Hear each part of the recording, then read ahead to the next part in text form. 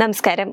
Love ജിഹാദ് എന്നത് കേരളത്തിലില്ലെന്നും മറിച്ചുള്ള പ്രചാരണങ്ങൾ സംഘപരിവാറിന്റെ വർഗീയ അജണ്ടയെന്നുമാണ് കേരളത്തിലെ ഭരണ പ്രതിപക്ഷ മുന്നണികൾ ഒരേ സ്വരത്തിൽ പറഞ്ഞിരുന്നത്. എന്നാൽ ഇതൊരു സാമൂഹിക വിപത്തായി കേരളത്തിലെ പെൺകുട്ടികളുടെ ജീവൻ എടുക്കുകയാണെന്ന് ക്രിസ്ത്യൻ സഭകളും മതമേലധ്യക്ഷന്മാരും പറഞ്ഞപ്പോൾ അവർക്കെതിരെ ഉറഞ്ഞു തുള്ളിയത് ഇവിടത്തെ ഇടത് ജിഹാദി സംഘടനകളായിരുന്നു. വിഷയം പ്രമേയമാക്കി ഒരു സിനിമ വന്നപ്പോൾ അതിനെതിരെ വ്യാപക പ്രതിഷേധമായിരുന്നു കേരളത്തിൽ. കേരള സ്റ്റോറി ഒരു പ്രൊപ്പഗാൻഡ ചിത്രമാണെന്നായിരുന്നു സംസ്ഥാനത്തെ മുഖ്യമന്ത്രി പോലും പറഞ്ഞത്. എന്നാൽ കേരള സ്റ്റോറിയിൽ ഇനിയും കഥാപാത്രങ്ങളുണ്ടെന്ന വാർത്തയാണ് ഇപ്പോൾ പുറത്തു വരുന്നത്.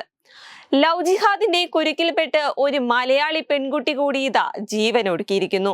ഇൻസ്റ്റഗ്രാമിലൂടെ പരിചയപ്പെട്ട കോഴിക്കോട് സ്വദേശി മുഹമ്മദ് ഇർഷാദിനൊപ്പം ഇക്കഴിഞ്ഞ ഏപ്രിലിൽ നാടുവിട്ട മലയങ്കീട് പുലരിനഗർ അഖില നിവാസിൽ ബിനുവിന്റെ മകൾ അഖിലയെയാണ് കഴിഞ്ഞ ദിവസം വീടിനുള്ളിൽ തൂങ്ങി മരിച്ച നിലയിൽ കണ്ടെത്തിയത്.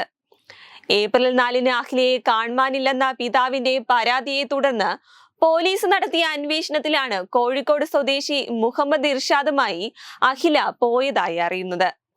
പോലീസ് ഇവരെ മലയൻകീഴ് സ്റ്റേഷനിൽ എത്തിച്ച് ബന്ധുക്കളെ വിളിച്ചു വരുത്തി വിവരങ്ങൾ ചോദിച്ചപ്പോൾ സ്വന്തം ഇഷ്ടപ്രകാരം പോയതാണെന്നാണ് പെൺകുട്ടി മൊഴി നൽകിയത്.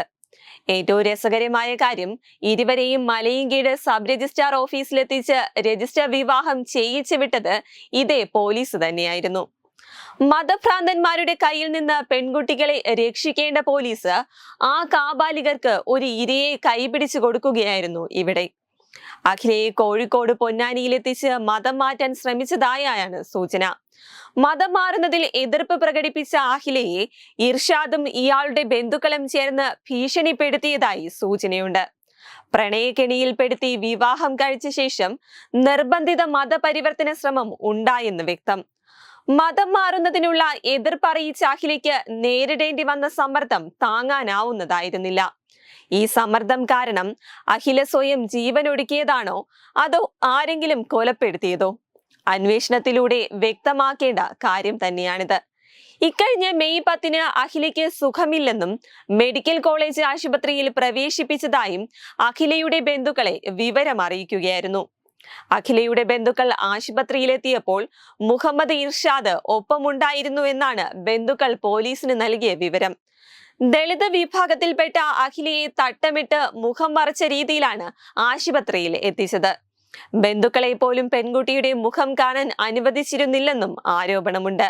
പിന്നീട് മുഹമ്മദ് ഇർഷാദിനെ അങ്ങോട്ട് ഫോൺ ചെയ്താൽ വല്ലപ്പോഴും മാത്രമേ കിട്ടാറുണ്ടായിരുന്നുള്ളൂ എന്നാണ് ബന്ധുക്കൾ നൽകിയ വിവരം.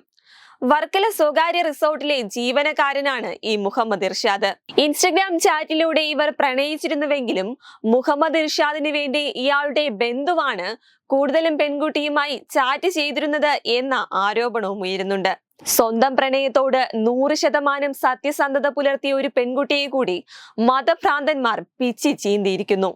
ഇനിയും ഭരണകൂടങ്ങൾ ഇത് വെറും പ്രചാരണമാണെന്ന് പറയുമോ? Web desk Tatwamayi news. Powered by Jyotis, realizing your dream home. Our ongoing luxury apartments projects are Crown near Karivattam, The Square near UST Global, White Manor near Attigal Ambalathara, and Evergreens Luxury Villas near Tirumala.